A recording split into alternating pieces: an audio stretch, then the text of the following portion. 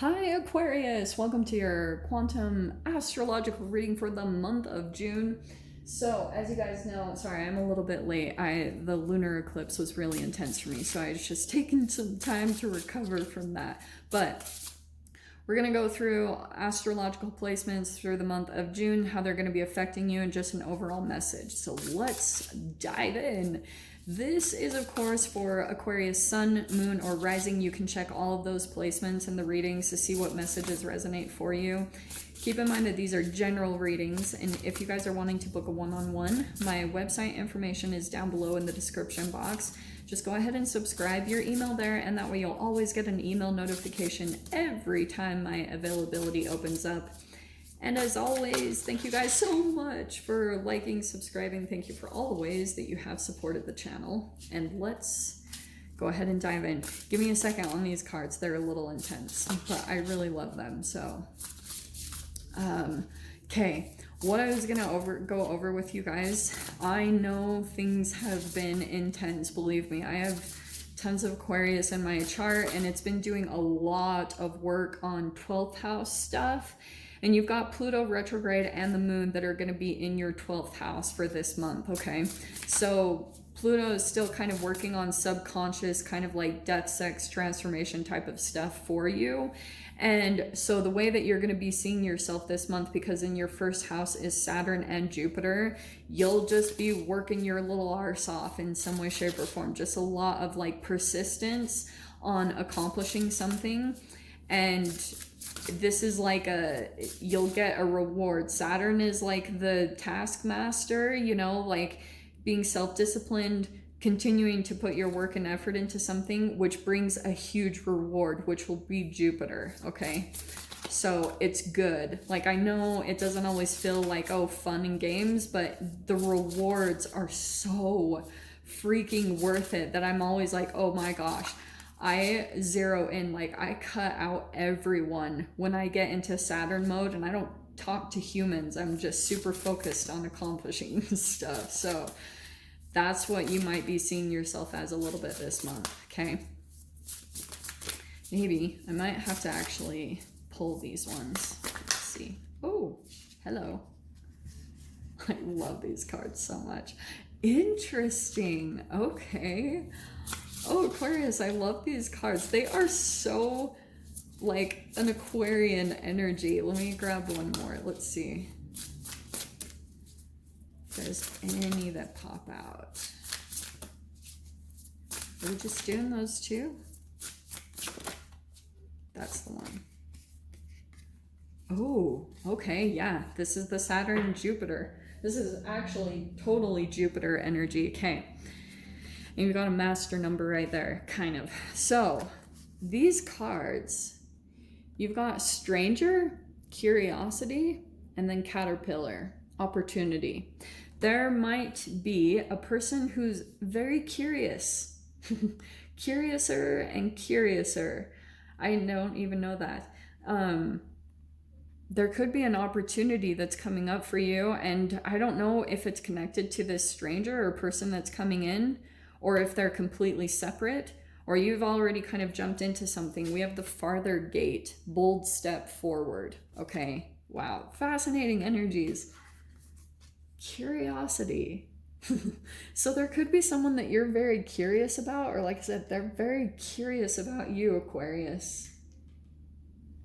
I swear I always get energies like that, and I feel like it's because Aquarius, I feel like you're just, in some way, you're the odd one out, or you're the one that kind of like stands out in whatever way, in whatever environment you get into. And so like someone is observing you, or you've caught someone's attention, or like I said, there could be a person coming in and you feel curious about someone. We'll see. Let's see what comes out about this, because these are really, God, I love these cards. Okay. I had to switch things up. The archetypes were getting really freaking intense for me. Huh.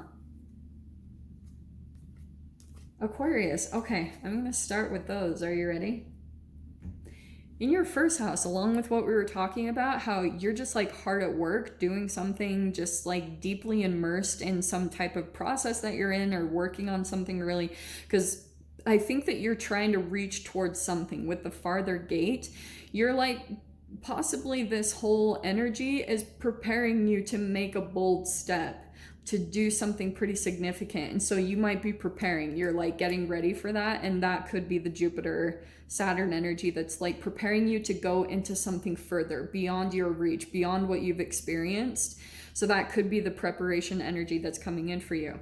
Interestingly, we have the Judgment card, okay? I feel as though you could just be in and of itself, like you could just be healing yourself, doing a lot, and that could be a lot of the Saturn Jupiter. You're just so deeply in your healing process, and you're trying to kind of go through a rebirth right now. You're coming into a different version of yourself. I keep getting this whole, like, in the midst of that, you've got some type of energy coming in, that stranger energy, someone you don't know at all. And I feel like it's this person, because we've got legit peeps that are popping out. So here's the Knight of Pentacles, because look at this. There's endurance, patience, steadfastness, responsible, and loyal. I feel as though you will be meeting someone, or maybe you already have, I don't know how. It also, going back to you, just in general, this is your second house of finances. So there could be something about, like, maybe your finances, you're making slow progress. Sometimes it can feel frustrating, the Knight of Pentacles, because it's slow moving and you're having to be very patient, and it's connected with your healing. That's what it is, because you are everything. So your rebirth that you're going through, that you're working very intensely on yourself and on your healing process, that's the only reason why your finances are kind of like just like slow, if they are, or there's like a slow moving energy. And that's why you might also experience that even in relationships. Like, that's why you could meet also a Knight of Pentacles type of human that's like slowly progressing, and they might be very curious about you. You could have said something, Aquarius. Something that you said kind of made them very curious about you. They're still thinking about you, whatever happened, or if this gets communicated, whatever happens. We have the Chariot in your third house. That's the house of communication. So there could be a Cancer there, but you have got, there could be communication about travel that comes up.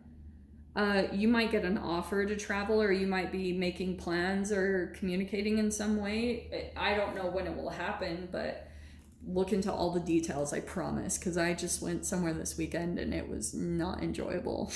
It was really intense. There were a lot of delays, but I laughed the whole time, so that was good. So here's the other thing.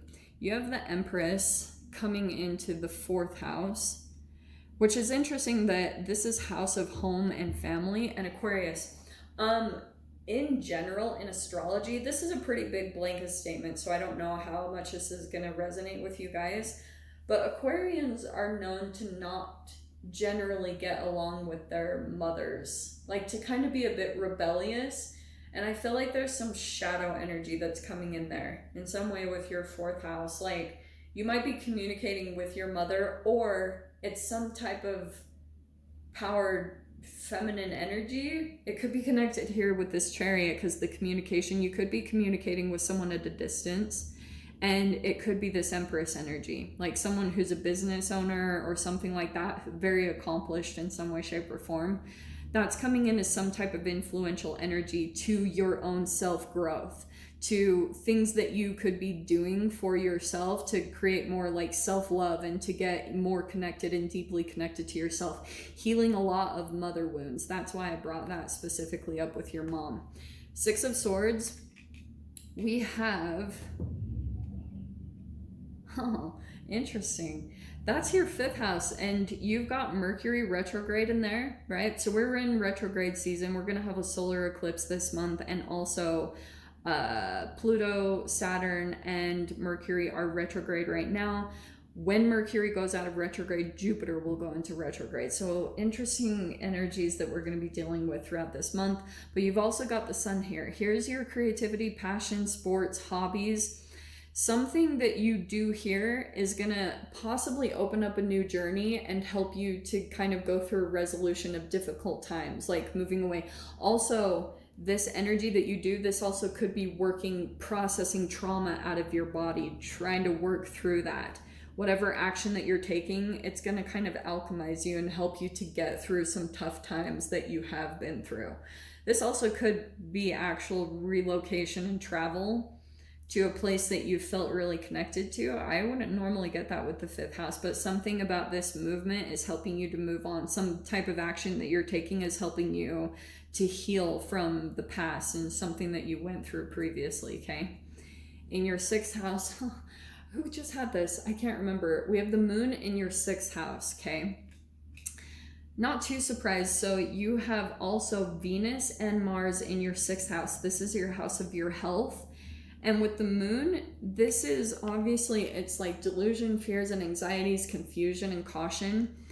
Some of you guys might be kind of dealing with PTSD. Like if you've been kind of feeling some confusion or like some lethargy, that could be a part of the healing process. And so Mars is helping you to take action on your health, and Venus that action that you're taking, Venus is going to come in and start kind of like beautifying your health, maybe physically making you look attractive. So I love that combination coming in there because it's a really nice balance. Mars is very warrior and like determined, so you might be feeling a lot of like energy to take action on your health, but Venus is very like loving. So it's kind of like the things that you'll be doing with your health, you're going to be loving what you're doing. So look for those type of things that you like, things that you enjoy doing with your health, not things that are like, oh, you dread going to do it or you're not motivated. No, try to find things that make you excited to go take care of your health, okay?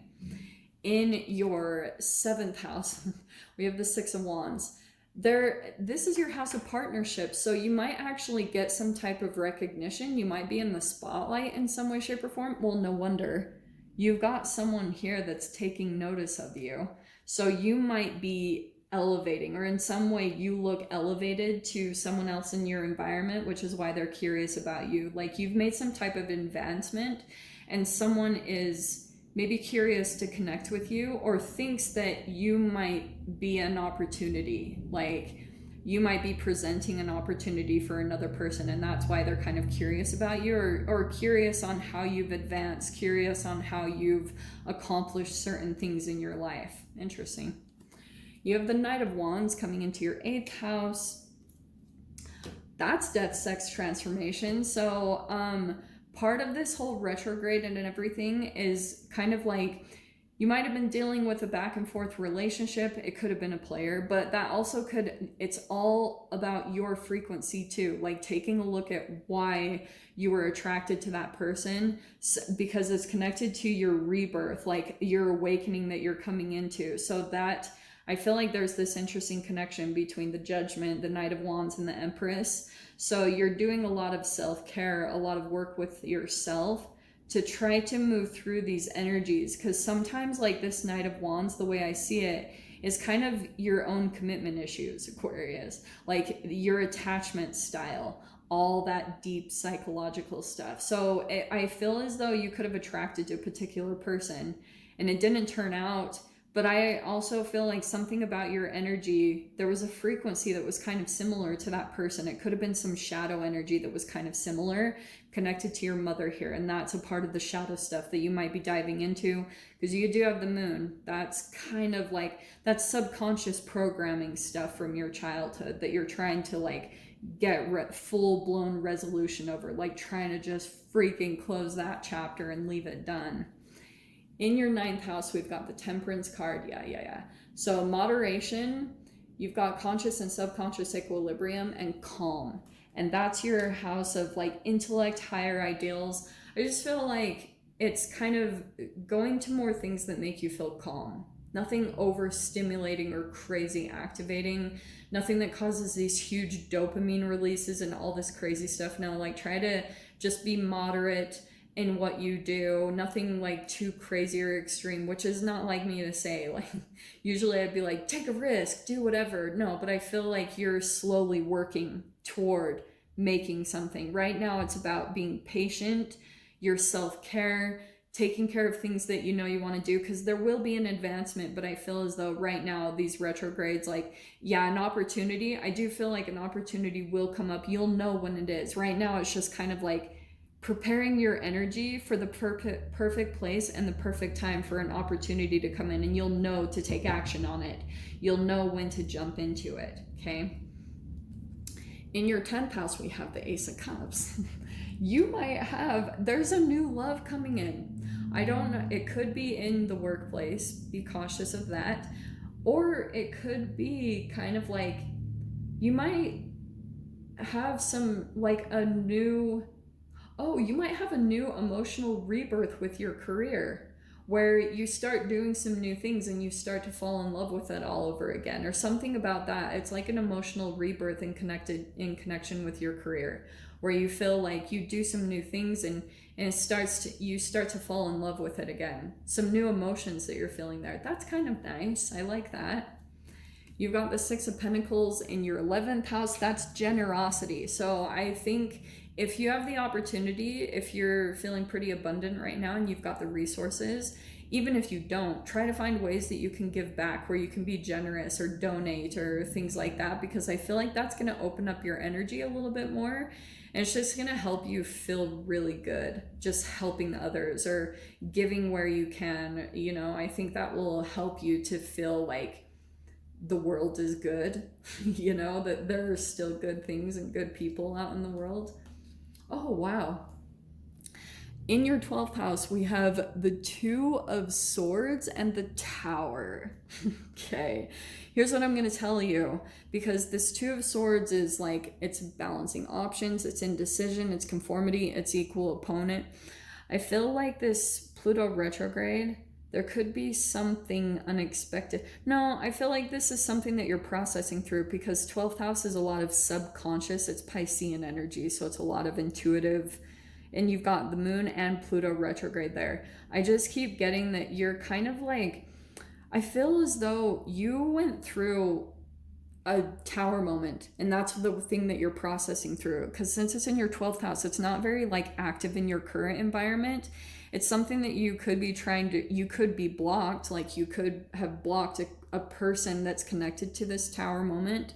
So there could be something that you're kind of like,